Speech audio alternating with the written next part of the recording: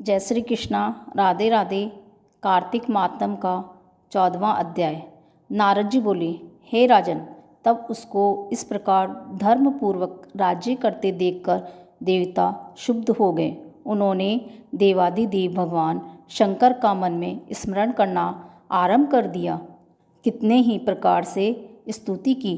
तब भक्तों की कामना पूर्ण करने वाले भगवान शंकर ने नारद जी को बुलाकर देव कार्य करने की इच्छा से उनको देवपुरी भेजा।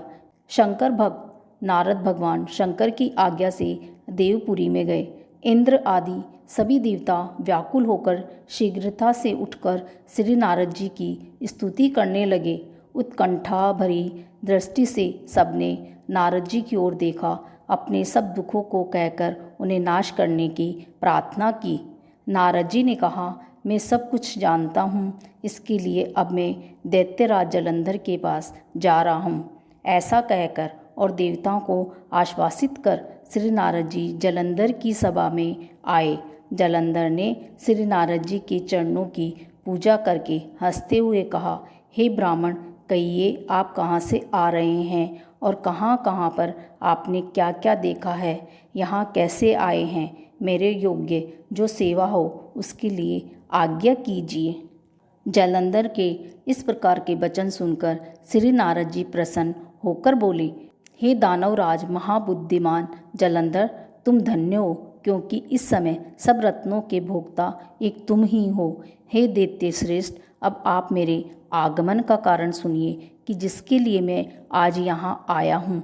हे दैत्यराज, मैं स्वेच्छा से कैलाश पर्वत गया था। वहाँ जहाँ 10,000 योजनों में कल्प वृक्ष का वन है, वहाँ पर मैंने सैकड़ों कामधेनुओं को विचरते हुए देखा तथा यह देखा कि वह वन चिंतामणि से प्रकाशित परम दिव्य अद्भुत और सब स्वर्णमय है। मैंने वहाँ पार्वती के साथ स्थित शंकर को भी देखा तो सर्वांग सुंदर, गौरववर्ण, त्रिनेत्र और मस्तक पर चंद्रमा धारण किए हुए हैं। यह देखकर मुझे बड़ा आश्चर्य हुआ कि इनके समान समृद्धिशाली त्रिलोकी में कोई है या कि नहीं। हे दैत्य, उसी समय मुझे तुम्हारी भी समृद्धि का स्मरण आया और उसे देखने की इच्छा से मैं तुम्हारे पास चला आया हूँ। यह सुनकर जलंधर को बड़ा हर्ष हुआ। उसने श्री नारद जी को अपनी सब समृद्धि दिखा दी। उसे देख देवताओं का कार्य करने के इच्छुक शिव प्रेरित श्री नारद जी ने जलंधर की बड़ी प्रशंसा की और कहा, निश्चय ही तुम त्रिलोकपति होने के योग्य थे। तुम्हारे लिए ऐसा होना कोई विचित्र बात नहीं है।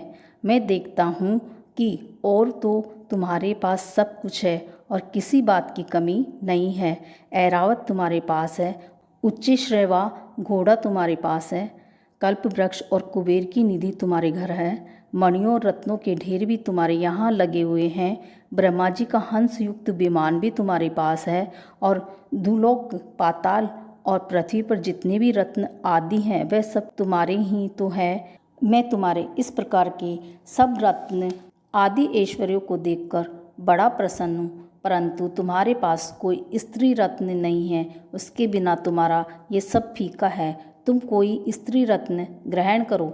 नारद जी के इस प्रकार के वचन सुनकर दैत्यराज काम से व्याकुल हो गया।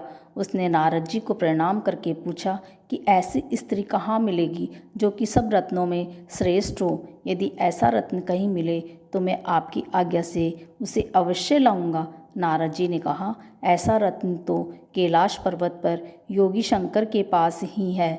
उनकी सर्वांग सुंदर पत्नी देवी पार्वती बहुत ही मनोहर है। उसके समान सुंदरी मैंने आज तक नहीं देखी। शंकर से बढ़कर समृद्धिमान दूसरा कोई नहीं है।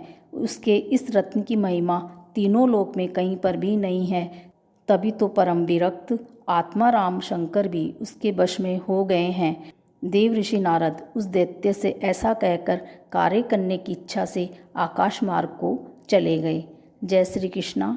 राधे राधे।